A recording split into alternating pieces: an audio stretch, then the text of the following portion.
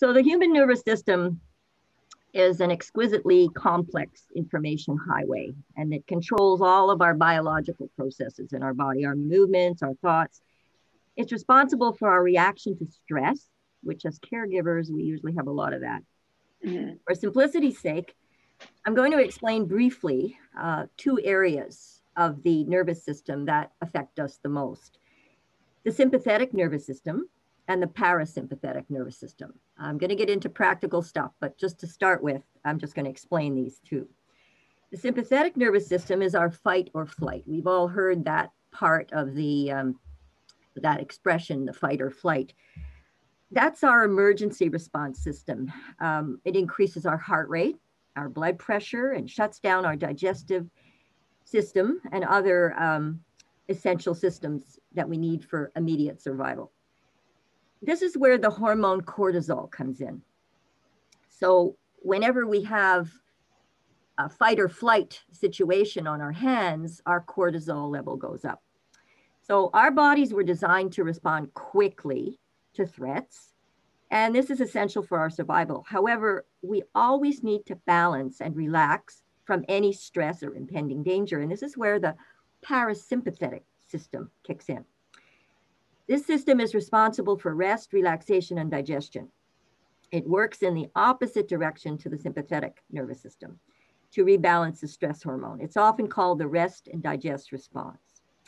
Now, if we're in a constant state of stress and we're releasing a lot of cortisol into our system, we can suffer from all kinds of ailments, and eventually we get burned out.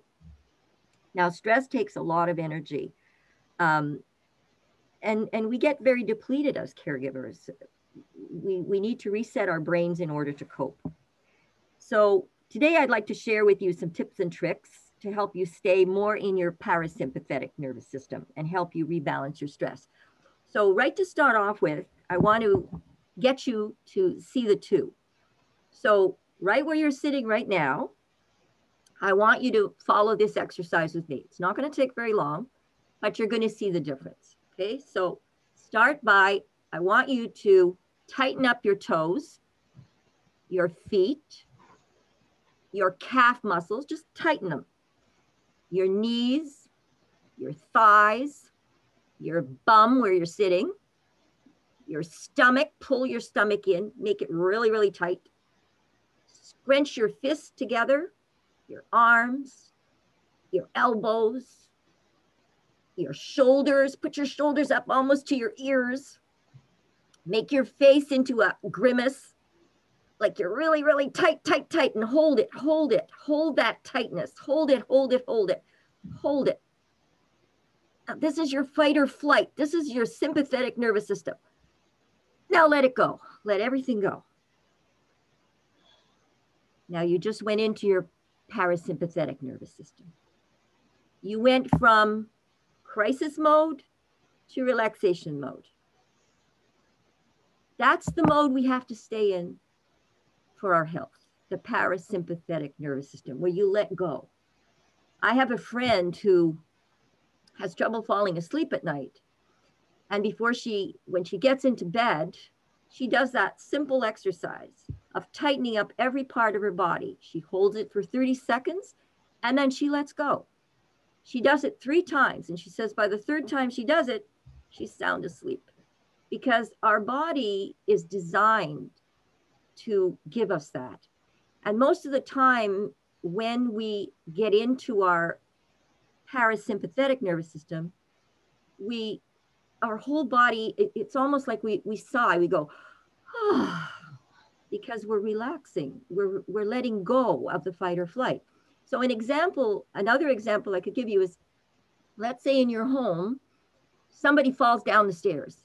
And all of a sudden you're like panic. Oh, what's happening? What's happening? The person fell down and I've got to react to it. I've got to react to it. So what happens? I'm breathing fast. I'm breathing through my nose. I'm going quick, quick, quick, quick, quick. It's like I'm panting. But then you realize the person's okay. And all of a sudden everything goes, oh, so you relax. So a lot of the tricks I'm going to show you today are things to keep you in the parasympathetic nervous system, the rest relaxation system. Because when we're constantly in the other one, we're depleting our energies, and we end up having a big problem, because over time we're releasing too much of this hormone called cortisol, and that is very depleting to the nervous system. So that's one of the things that I'm going to start you with. So I'm going to be giving you some information here and some things, but at the end, I'm going to email to Karen a list of things that you can have as a kind of a tip sheet. It's like a handout. So you'll be able to get that. But if you need some extra information or you want to jot something down, I would suggest you maybe get a pen and a paper to do that. So there are many healing routines that you're going to be learning during this week. Yesterday you did mindfulness, and you've still got yoga, laughter, and I forget what the Friday one is, but all of those I'm sure are going to be Zumba are going to be helpful for your self-care. So I like to work with the senses. They tend to be our window into our body, because in what you've just experienced, in the tightening up of your body and the letting go, you know, often when you're letting go, you need some things like that, because the stress is affecting our body. It's the body that's the kind of the poor victim of stress. So what we have to do is relax our body, basically. So there are some techniques that I've been using for many, many years. As an herbalist, I've gone to many conferences, and I've had teachers from all over the world. And, you know, we try some things, and some things work and some things don't. But there are some very, very good ones that I've been doing for a long time that I consider to be simple and easy to incorporate into our day. Now, the first one is to remind you that when we're in that fight or flight response, we're often breathing through our mouth. And when we're taking in air through our mouth, our mouth's not designed to breathe. It's our nose that's designed to breathe. And so if you just close your mouth and breathe through your nose, that in itself will calm your body down. So that person falling down the stairs that's scaring the heck out of you, and you start going, oh, what do I do? Close your mouth, breathe through your nose. Automatically, your body is going to be in a calmer response. So breathing through the nose is very, very important. In fact, there are books written about it. There's a gentleman by the name of Patrick McCowan who's written a book about breathing through the nose. And they've done all kinds of experiments with people. And they said, when you breathe through your mouth, you're constantly in the fight or flight response. You want to be in the parasympathetic state, not the fight or flight. So breathing through your nose is one easy way to get there. Okay. Now, the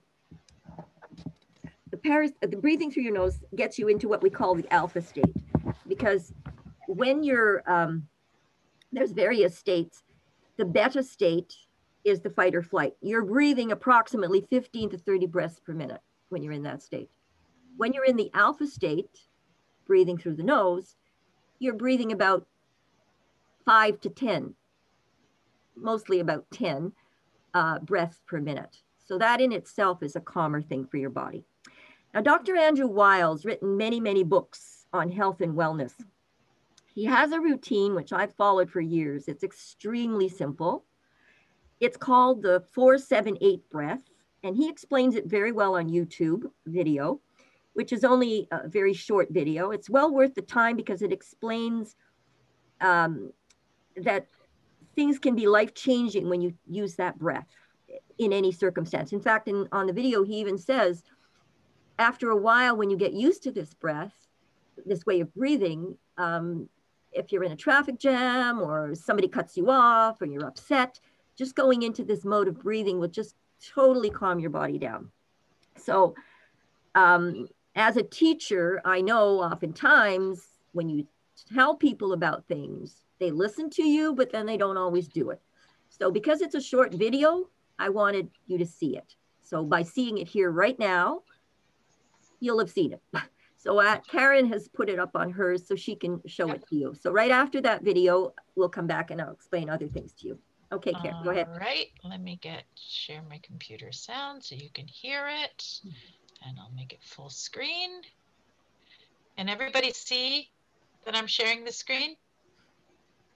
Thumbs up? Okay, good. All right, here we go. Let me know if you can't hear it, okay?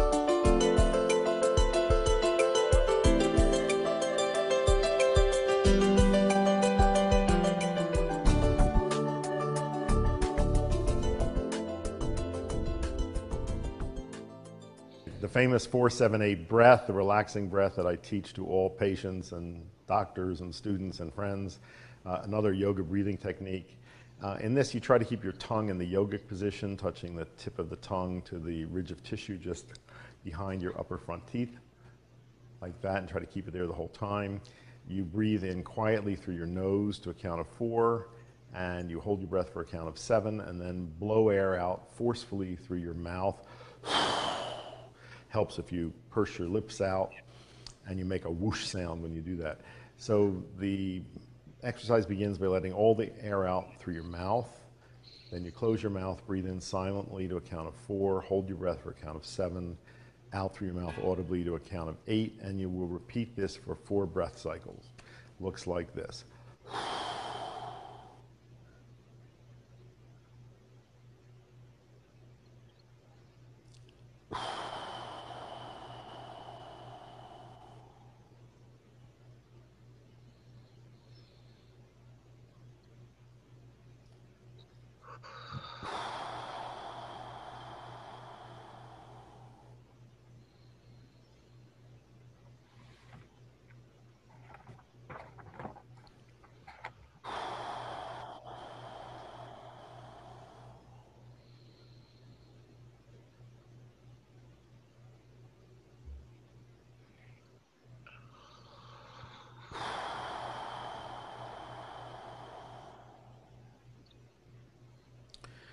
That's it.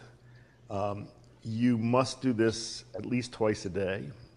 You can do it more frequently if you want, but never more than 4 breath cycles at one time, at least for the first month. After a month, if you're comfortable with it, you can increase to 8 breath cycles, and that's the absolute maximum. It's desirable to slow the whole exercise down as you practice it. What limits you is how long you can comfortably hold your breath, but as you practice that, you'll get better and better at it. And after doing this for 4 or 6 weeks, you can begin trying to use it for things. If somebody says something that pushes your button, you do this exercise before you react. It's a great way to deal with cravings. It's a great way to help you fall asleep. If you get up in the middle of the night for any reason, get back in bed, you do the exercise, you'll fall asleep easily. After 2 months, 3 months of regular practice, there are very significant changes that happen in physiology. This lowers heart rate, it lowers blood pressure, improves digestion. It is a very powerful anti-anxiety measure, in fact, much more powerful than the anti-anxiety drugs that are commonly prescribed. Takes no time, needs no equipment, very time and cost effective. Everything to recommend it, so I urge you to begin practicing this. Okay, Karen. All right, I will stop the share. There we go. Well, as you can see, it's very, very easy to do. You just need to practice it. So 4-7-8 is going to be on your handout sheet, so hopefully you'll remember. And again, the 4-7, you're breathing through your nose to keep your parasympathetic. You're going to hear me say that word often. Parasympathetic nervous system in check. Now, doctor, another technique that you can do in a moment, and it'll put you in the parasympathetic nervous system quickly, it's called the bee hum. And I want you to do that with me. It's very simple. You're going to cup your hands over your ears, going to close your eyes, and you're going to hum. They call it the bee hum, like a bumblebee. And you're going to do it for 30 seconds. And you're going to watch what happens to your body. You're going to calm right down.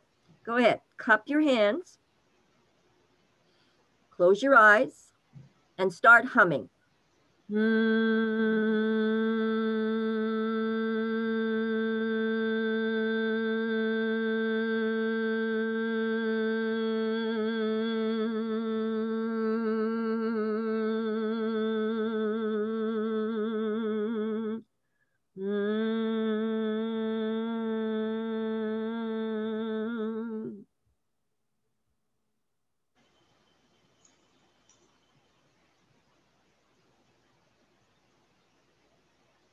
How was that?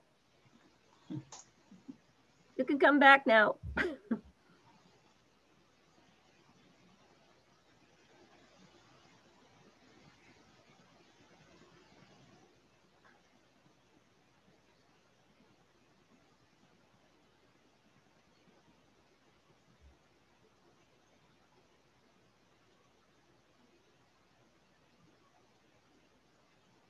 Karen, are you there? I'm here. Okay. I think that one actually seems like a good one to do with a person living with dementia because it's very clear what you should do. I like that one as something that you can do together. Doing it for 1 minute is very, very clear on bringing calm into the body. It again brings you into the parasympathetic nervous system. The B sound, it affects the hearing sense. And if you do it a few times a day, it's a very, very calming to the nervous system. I don't know where that comes from, but I learned about it years ago. There are some herbalists that actually start their class making everybody do that. So they're more focused and they're calmer. So it's just something to incorporate in your day. And it'll be on the handout sheet. Also, to address the hearing again, it's very important that you put music into your life. You know, we all have music that we enjoy, and, you know, playing music can change our mood and uplift you. It can also, you know, it's a type of thing that makes a big difference in life. And I know with Alzheimer patients, they're using more and more musical therapy. And so a good music that you can take the time to make a list of all the different ones that you enjoy and put that on in your home and have it as a background. But it's very soothing to the nervous system. Any type of music that is, because a lot of, like, even they say, I believe it's Bach, the music of Bach is one that addresses the nervous system quite a lot. So just keep that in mind. Now, next, we need to relax the body. An exercise routine that I've been doing for years. It's only 4 minutes long. It's very simple. I've taught it here in my town to seniors, and I'm one of them, which absolutely love it because it's so simple. It gets the nitric oxide activated in the body, and it helps with circulation, and it widens the blood vessels, especially in the lungs. It consists of 4 simple movements: a gentle squat, an arm swing, an overhead arm movement, and an above head arm press. It's one that can be done anytime when you're feeling that you don't have any energy and you need the lift. The 4 minutes standing up and doing this exercise will get the nitric oxide in your body moving and the circulation activated, and you'll get a sudden burst of energy. I do this first in the morning and perhaps once or twice during the day. You know, when that you get that slump in the afternoon where you, oh, geez, I just want to go lie down, or, you know, it's been a rough day or whatever. If you just do this for 4 minutes, all of a sudden you get that burst of energy. And it's so simple to do. Dr. Zach Bush is a very well-known doctor in the States. He's on YouTube. It's called the 4-minute nitric oxide dump. So I've got Karen who put that video up again, just to show you. We won't necessarily listen to the whole thing, but it's just part of it, at least so you see the 4 movements. They're very simple to do. So if you want to put that on, Karen.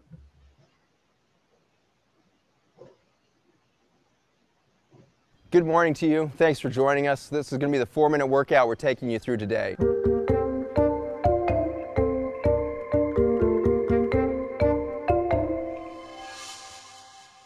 We're excited to show you this new concept of exercise that's come out of the science around nitric oxide. Nitric oxide is this little magical communication molecule made by the human body, stored in the blood vessels that feed your muscles. When you start to exercise and you run out of oxygen, you release that nitric oxide. It goes downstream, opens up blood vessels, increases oxygen and nutrient delivery to that muscle to increase the opportunity for muscle build. The cool thing is you rebuild that nitric oxide every couple hours. And so we have the opportunity to release this 3 times a day and get that additive benefit of again and again hitting the muscle body with it's time to grow, time to feed, time to breathe. And so we're going to take you through this today. The goal is 3 sets when you're doing this 4-minute workout. Start with 10 repetitions, work yourself towards 20. No hand weights necessary to get this activation going. If you want to build that over time, you're welcome to. But right now we're going to focus on form and speed to run out of the oxygen at the joints, at those big muscle groups. We're going to work with the 16 biggest muscle groups, and you're going to go after it. So enjoy this, integrate it into your day, and go after a new level of exercise and fitness for you. Thanks for joining us. So here we go. We're going to take this through, and we're going to go through 3 sets of this. But I want to take you through slowly the first set here and the actions that you're going to be doing. Your form is important. More important that you do the form right and get your pace built up over time, certainly than using weights or anything else like that. So let's focus on the form. A good squat is your butt going back like it's going to go sit in a chair. It's not just a simple knee bend. You're really going back, which means your arms have to come out to balance you as your weight shifts backwards. So a good squat coming back like this. And then you're going to come up. If it's uncomfortable in your knees or your back, you just go more shallow. And that shallow motion is going to be fine for you. You're going to get the same activation of the quadriceps. The goal is to keep that muscle engaged, and so the speed is really more important than the depth of your squat, okay? And then we're going to go to the arms. The arms are just a simple 90-degree arm swing to start. And that 90 degrees is going to take you through a number of muscles up in the deltoids, in the back, and the shoulder. And so that 90-degree swing, it's more important that you, again, kind of do that tight form rather than just kind of flapping your arms like this. It's not going to give you the same muscle control. So 90 degrees, stop it at the end points. Then you're going to come up and do the big circle. You're going to click at the front, click at the top. Don't get lazy and just do this. You really want that full motion where you're getting the whole rotation of the shoulder in there. So click at the front, click at the top. Get through that motion. The third exercise in the upper extremities is simple. It's just straight up over the head. I want to show you a quick modification of the second one in case you have shoulder problems. If it is too painful for you to do this motion here, whether you have a rotator cuff tear or a little bit of a frozen shoulder, you're going to really focus in on this motion here instead with the opposite direction. So if your shoulders are hurting, come to the center, reach up the center and over the top, and then break the arms apart. And so it's almost like you're doing the breaststroke through the water or something like that. And it's amazing, even if you have frozen shoulder, how that can break things loose and open it up. If you don't have any shoulder problems, you're going to get more muscle activation in this direction. So that'll be that second set, and then again you're going to finish with that military press straight over the head. All right, and so let's go ahead and go through a quick set. We're going to start with the squats. Check your position of your feet. They should be parallel, toes pointing forward, heels behind those. Your feet should be about shoulder width apart. And so let's go ahead and knock out that set. We're going to keep the quads engaged. 1, 2, 3, 4, 5, 6, 7, 8, 9, 10. And then you're going to go to the arms, 90 degrees. That's 3, 4, 5, 6, 7, 8, 9, and 10. Then you're going to go big circle. Click at the top, click at the bottom.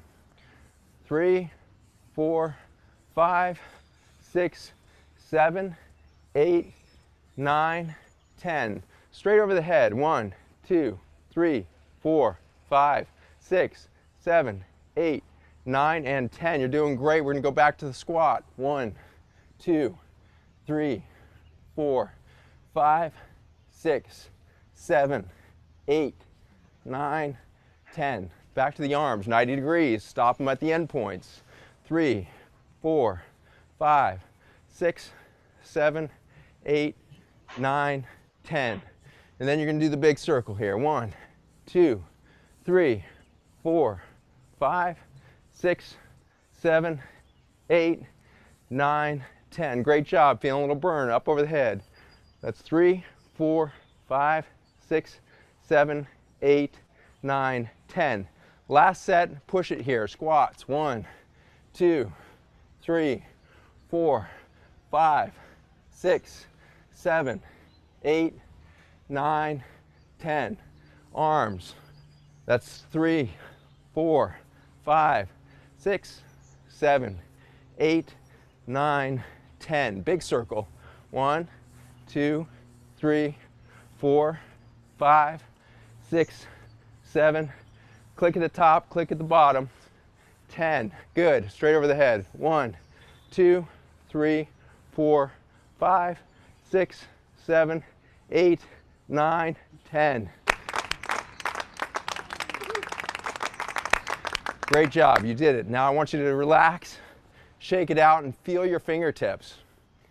You'll feel a little tingling and a little puffy over the next 20 seconds there. That's the nitric oxide effect. You're dilating all those blood vessels, oxygenating everything from your brain to the kidneys to everything else in your body, and you're building muscle for the next couple hours. Repeat that 3 times a day.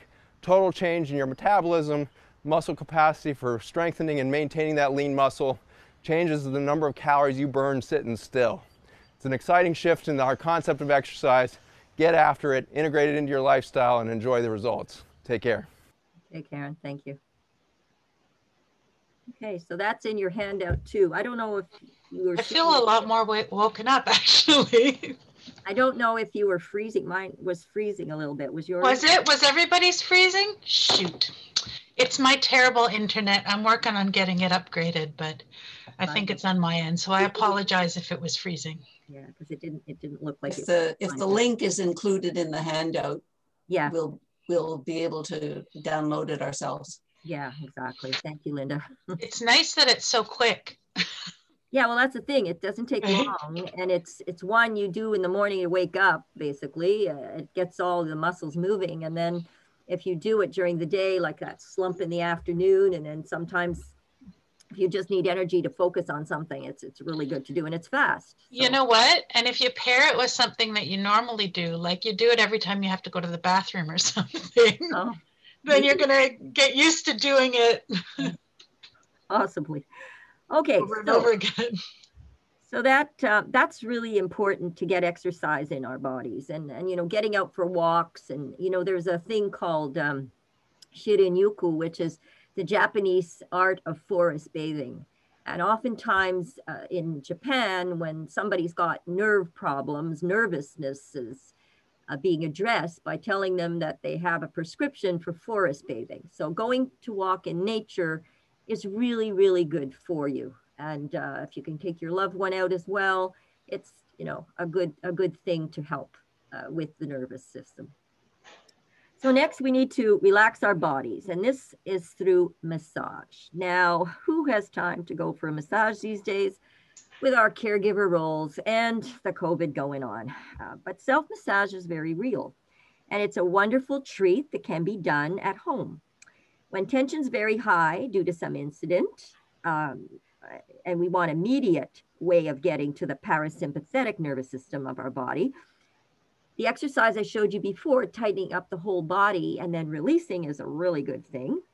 It's kind of like a self-massage in a way. Another one is that bee hum. It's another way too.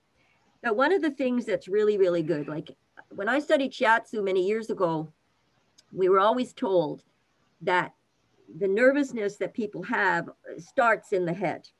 So by massaging the top of your head, if any of you have been to a hairdresser and you've had your head shampooed, it always feels wonderful because they're, you know, massaging a little bit of our head. So you can do that on yourself, and it doesn't have to be long. It could be 1 minute, 2 minutes, but the top of the head where the fontanelle is, you know, in a child, oftentimes the osteopath put their fingers and they pull out. You pull fingers and pull out. Fingers and pull out. And then they usually tighten the head like this. But that in itself, just massaging the top of the head, those are all your nerve centers. It's very, very relaxing. And it just, you know, at the time you're doing it, you say, you know, I'm a little rough on myself or whatever. But when you let go, it's amazing because it somehow rejuvenates you.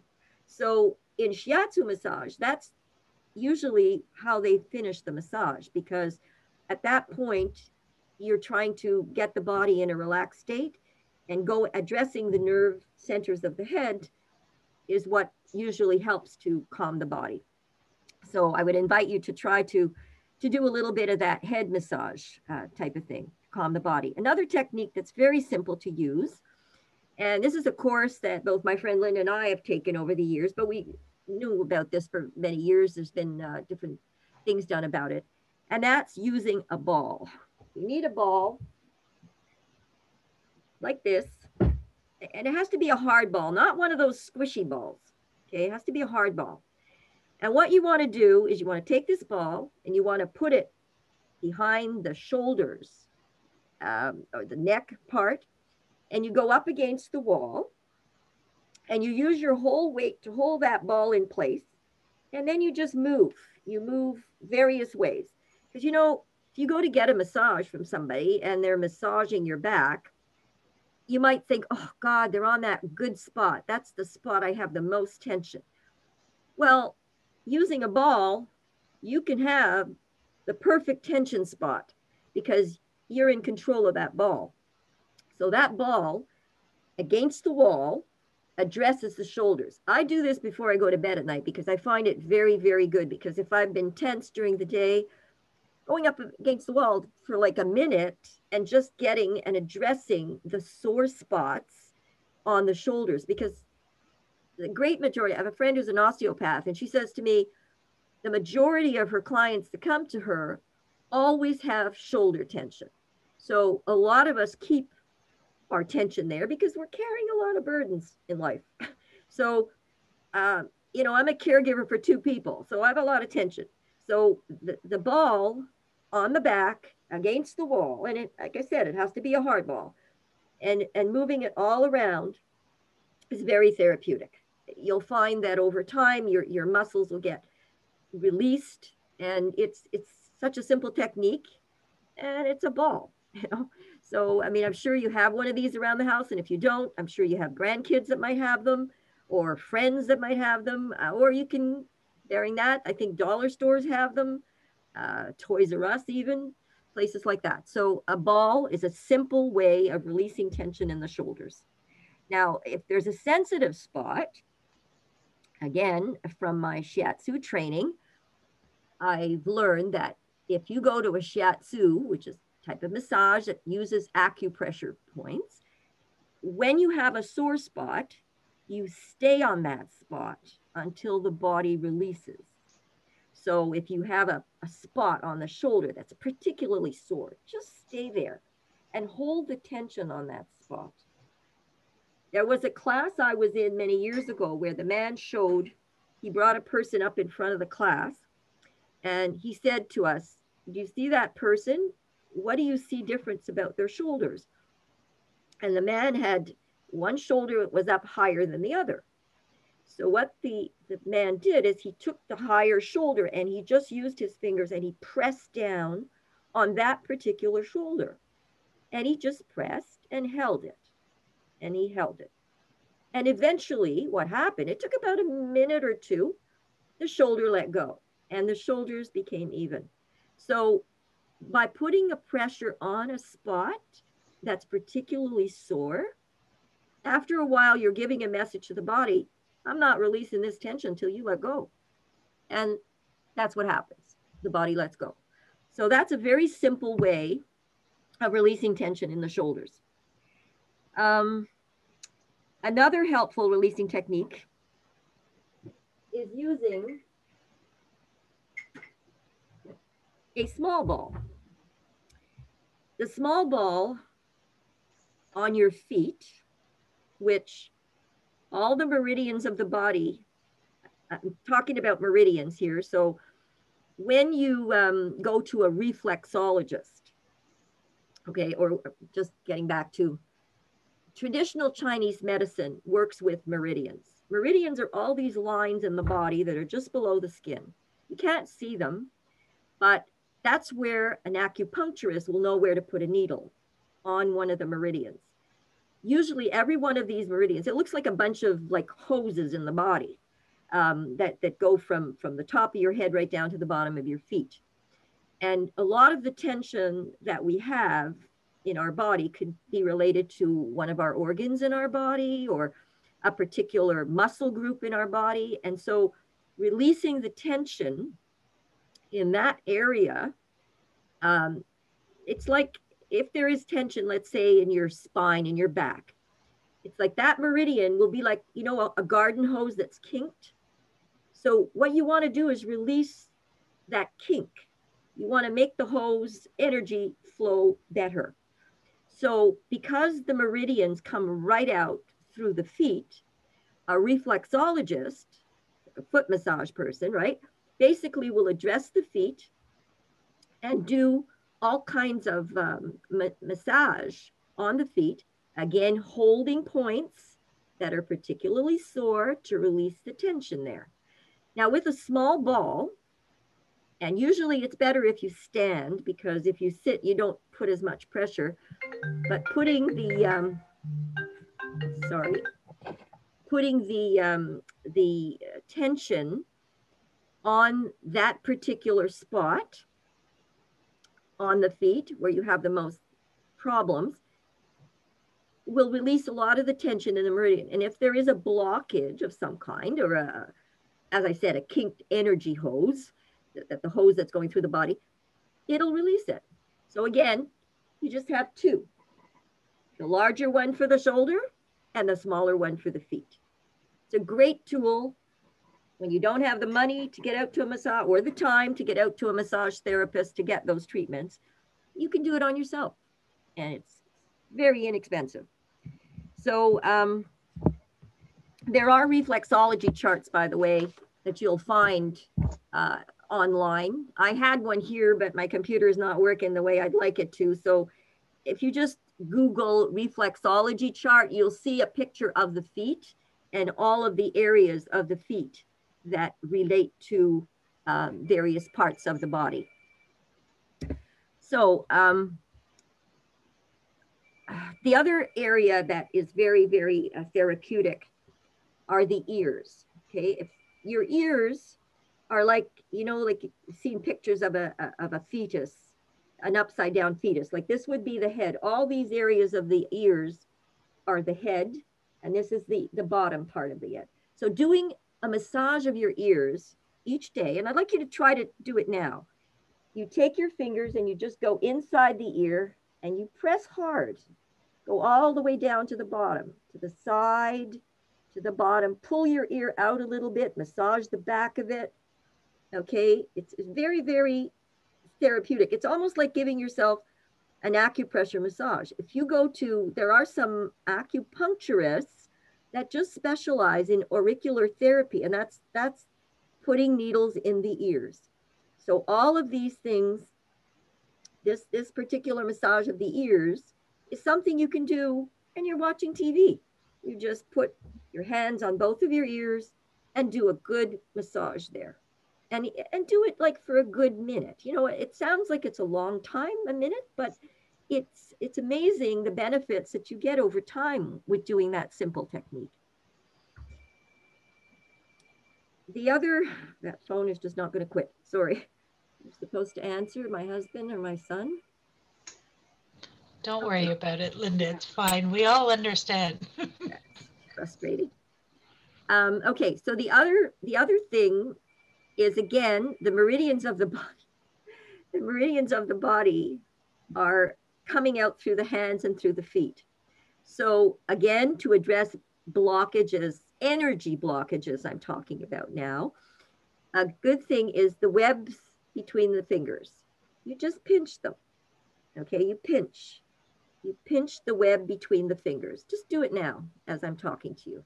Just pinch the webs, okay? Again, because it comes out through the hands, even in hand reflexology, if you go to a reflexologist and they do both the feet and the hands, they will pinch those webs because it tends to, again, release some energy in the body.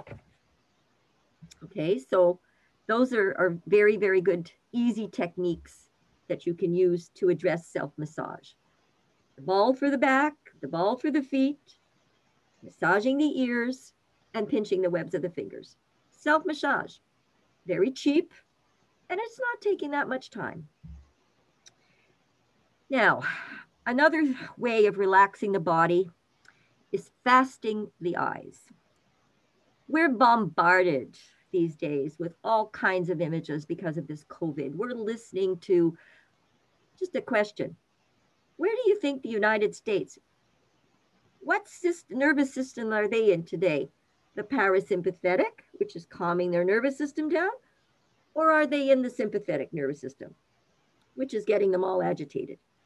And even if we listen to the radio and we're hearing on the radio that the COVID deaths are up like 1,000, or not the deaths, but the positive things, it's enough to get everybody aggravated in the television, in the media, in our anything we listen to. So our eyes are constantly getting outside stimuli, and our eyes work very hard all day, very, very hard. And a very simple technique that only takes about 10 minutes, you need to boil up some herbal tea like chamomile or lavender.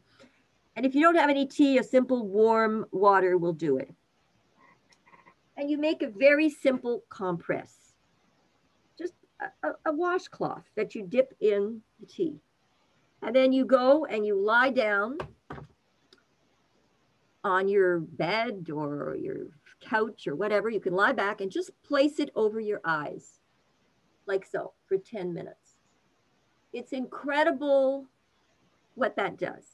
That is a very, very therapeutic thing to do for your eyes. And it's just, it automatically puts you into the alpha state. Your breathing slows down.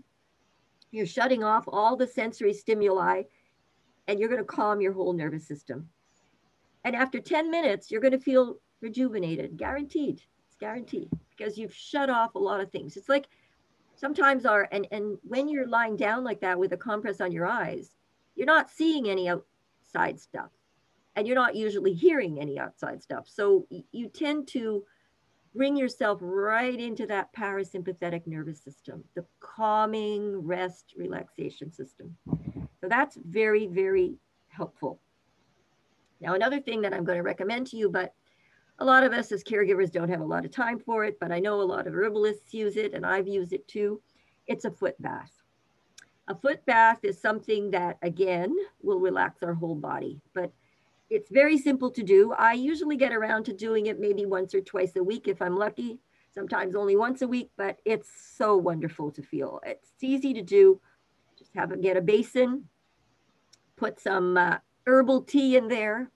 Our bodies take in a lot of herbs, okay? And if you don't believe me, what happens if you take a garlic and you nick it and you rub the bottom of your feet with it, within about a minute or two, you're going to feel garlic on your breath.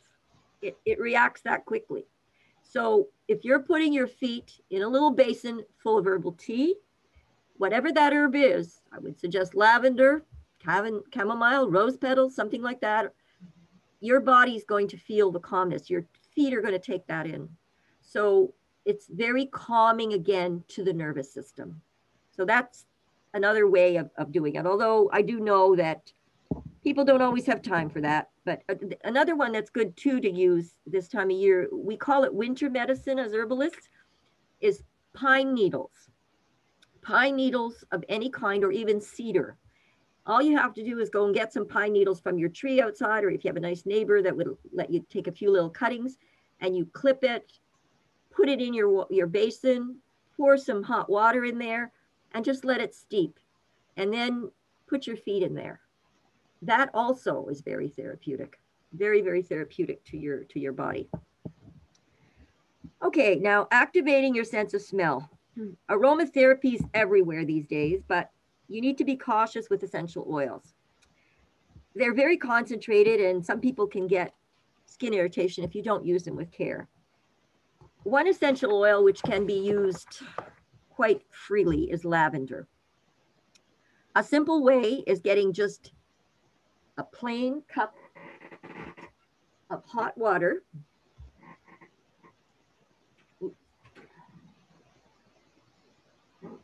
Plain cup of hot water, just a very simple cup of hot water, and taking a few drops of lavender essential oil and putting it in that cup, like maybe about 5 drops or so.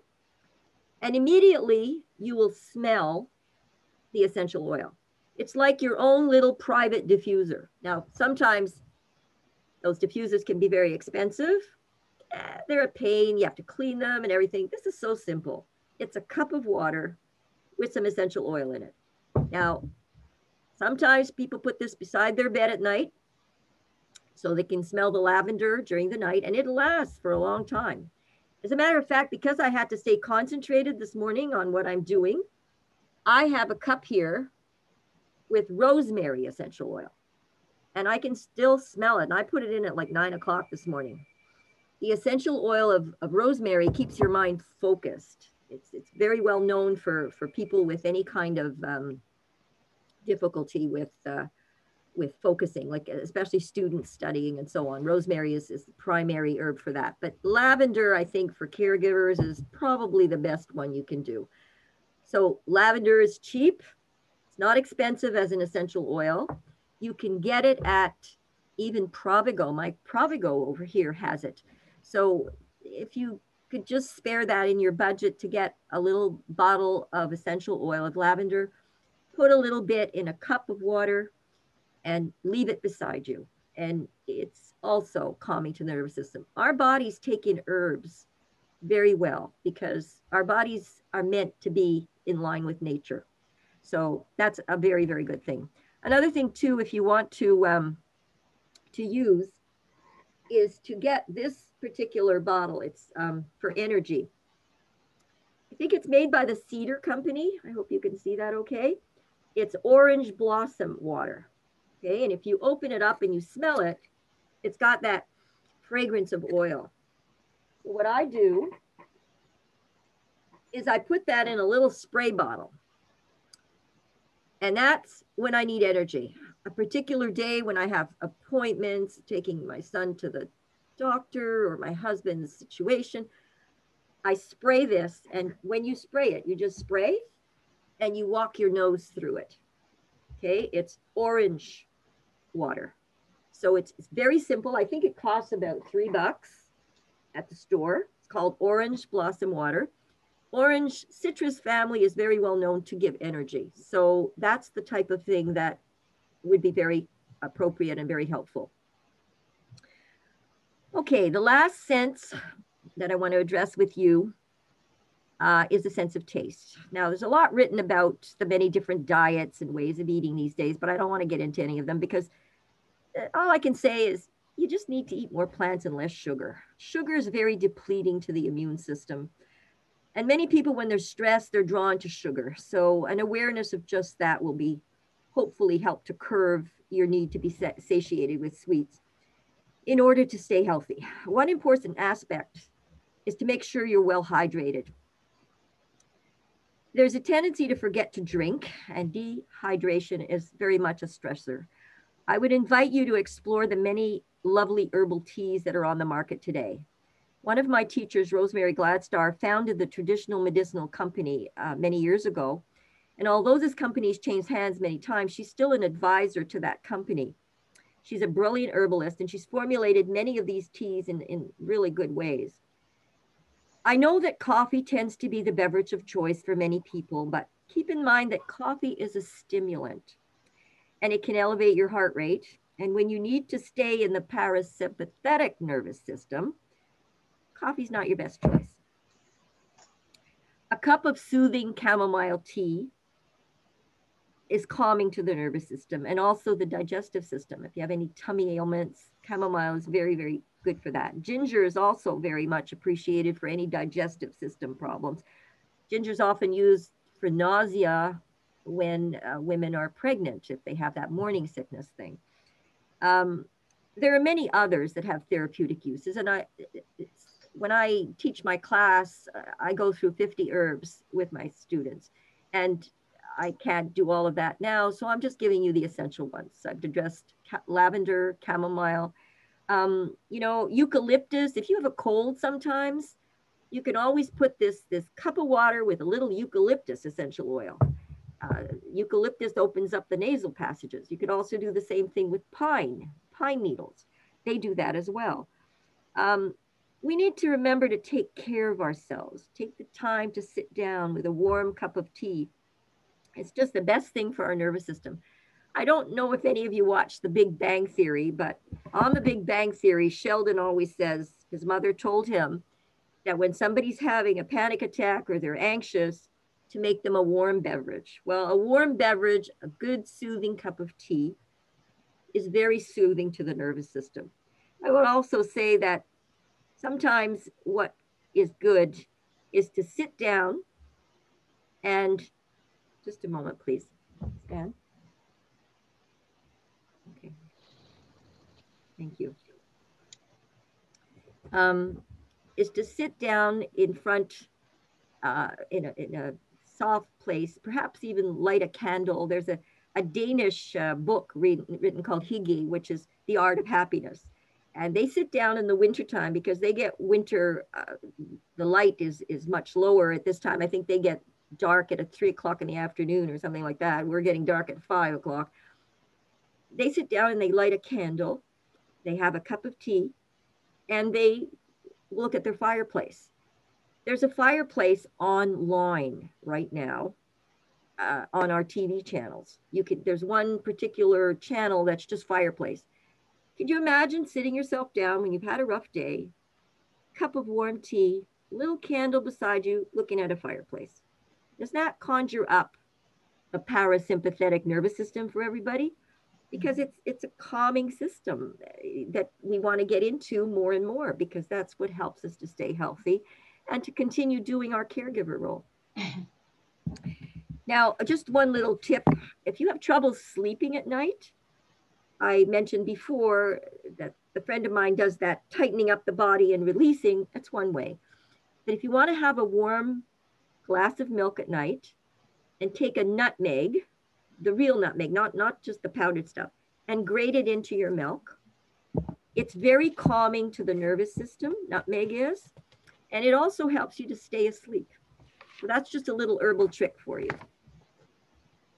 Now, just getting into calming the mind, just this last part now. Journaling or writing down our fears and worries on paper is like having a conversation with ourselves. And it can be very therapeutic over time. I tend to do it once or twice a week now, but I used to do it every day for years.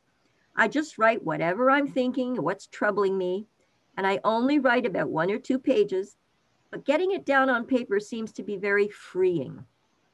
I find after a while, I write to myself as if I were an outside advisor, advising myself, telling me what I should be doing with a particular situation. And it's quite interesting what comes up. You might like to try it if you feel so inclined. So if you write down, I really don't know what to do about this. What would I advise myself if I was wise at this point? And so just write whatever you think somebody would advise you to do. And it's an interesting what follows from that. The journaling is very, very practical, easy again to do, and helps a lot. Now, one of the last very simple techniques that I use also daily is my gratitude journal. Every night before I go to bed, I write down 5 things that I'm grateful for, and that sets the tone for my sleep. Concentrating on our blessings is a way of calming our nervous system, because whenever we're mired in our troubles, our mind grabs onto that and holds onto it and depletes us. It's not about ignoring our troubles, but about reframing them. We have a lot to be grateful for. We just have to give ourselves permission to notice. So being able to understand, the blessings we've had during the day, because we have running water in a tap. We have snow clearing outside. We have trees, we have nature around us. We're not living in a country where bombs are going off over our heads. Everything that you can think of that's a blessing helps you to know that, yeah, you're not in such a bad place. As much as you're having trouble with some caregiving situations, it's still the best place to be. Now, the last thing I would invite you to explore is something called EFT, Emotional Freedom Technique. And I put that down on the handout that I'm going to email to Karen so that she will be able to send that to you. Now, there's a lot of videos about that. I first discovered this in the 1990s when my son was just before he had his bone marrow transplant. And I've been using it ever since. It's quite remarkable. It's a book, there's a book written about it. It's called The Tapping Solution by Nick Ortner. Libraries usually have this book. There's also lots of YouTube videos. I've taught this to a number of groups over the years, and there are many practitioners and psychologists that are using this in their practice. In fact, there are practitioners all over Montreal teaching people and seeing private clients for emotional freedom technique. But trust me, it's something you can learn yourself. It was a psychologist that first introduced it to me. to help me with my son's situation. It's not difficult to learn. It can be extremely helpful in managing our fears, worries, and daily stresses. You start by voicing a statement, and that brings your concern to light. And then you tap on various meridians of the body. Now, meridians, again, are from Chinese medicine. They're all those lines in the body that have, they're related to various organs and so on in the body. And every tapping point relates to a meridian section. And it helps to release the tension. So when this psychologist first introduced it to me, she introduced it to me by way of telling me that there was a gentleman, and she had a video about it, who was petrified of water because when he was a young chap, he lived near a farm that had a lake at the bottom. And his mother used to always say to him, don't go near there, you could drown. Don't go near there, you could drown. So he was petrified of drowning. So he couldn't go near bodies of water or swimming pools or anything like that because it scared the heck out of him. So when they started with this emotional freedom technique with him, by the time they were finished with him, he was going in the water and dunking his head. So it was erasing things in his body. And I just can show you very quickly how you do. You voice a statement, you say, even though I have this fear, and you tap on this karate chop point, even though I have this fear of dealing with this situation with my husband, I completely and deeply love and accept myself. Even though I have this fear, and you do it 3 times, and then you start tapping. You tap over here, and again, you can see this online, okay? I'm not gonna go through the whole thing right now. Underneath, and then on top of the head. And then you keep on doing it. And eventually what happens is the body calms right down. It's remarkable. And people can say, well, you know, that's new age voodoo, but it's being used for so many years by so many people with very, very interesting results. There's people like Dr. Christiane Northrup that's using it. There's Cheryl Richardson that's using it. There's Dr. Andrew Weil is using it. They're all using this. And so they're not all loopy people. So there's something to it. And I would invite you to explore that. And that's my last part for you. So I hope you'll try some of these techniques. You don't have to do them all, but perhaps over time, you'll realize that you need to get into a more relaxed state to help you keep you emotionally and physically healthy. Now on the sheet that I'm giving to Karen, I've itemized all of these different things because I went through a lot of stuff today and it took a lot of time. I hope it's not too far over. But okay, it was interesting. And yeah. Listen, I will have them email this sheet out to everybody who's signed up for the Caregiver Week presentations so that everybody will get them. And I'll also have a copy of it. If for some reason you don't get it, just send me an email, Karen, Karin @agiteam.org. But you should get it because I'll have our marketing person send it out to everybody, okay? Okay. I want to take a minute and say thank you to Lynda for sharing your expertise and your time. I love how practical things were. You've got lots of techniques that you talked about that I want to try on a day-to-day basis and see if it helps me deal with my own stress, because we all have it, right? I like that you shared with us so many things that we can do on the fly. So we don't have to think about carving out, 3 hours of respite in order to take care of ourselves, that sometimes we can just take a moment and calm ourselves down before we move on with the day. So thank you so much. I really appreciate it. Okay, thank you. All right. And I'm going to end the meeting so Lynda can answer the phone to whoever's been desperately trying to get a hold of her all morning. All right. That's the life of a caregiver, right? Bye, everybody. I hope we see you tomorrow at the next one. Bye. Bye, Lynda.